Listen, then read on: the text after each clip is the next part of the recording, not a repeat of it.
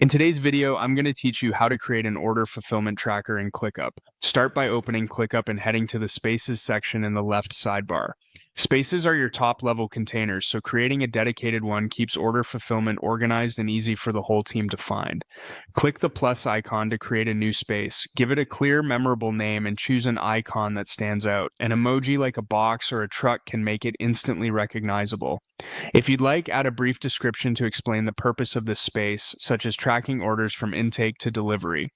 This short note sets expectations and reduces confusion for collaborators. When you're ready, click Continue. Now define the workflow. You'll see several presets: Starter, Marketing Teams, Product plus Engineering, and Project Management. Choose Starter for a streamlined setup that's quick to launch and simple to maintain. You can always expand your process later as your volume and complexity grow. Review the default views you'll get with this setup. Keeping the list and board views is perfect for fulfillment. List gives you a clean table for details, while board offers a drag and drop pipeline for quick status updates. Next, look over the task statuses included with Starter.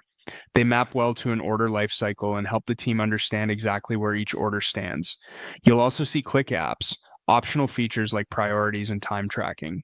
Leave the defaults on for a lightweight start. When everything looks good, click Create Space. Back in the Spaces panel, locate your new space and click the plus icon next to it to add structure. Choose Folder. A folder keeps related lists together and makes scaling easier as you add more parts of your process. Name the folder clearly so the purpose is obvious, then click Create. Inside that folder, click the plus button and select List.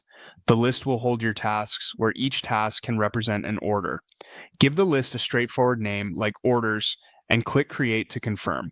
You now have a clean, functional framework: a space for fulfillment, a folder to organize it, and a list ready for orders. As you start using it, assign tasks to teammates, set due dates, and move tasks through statuses to reflect progress.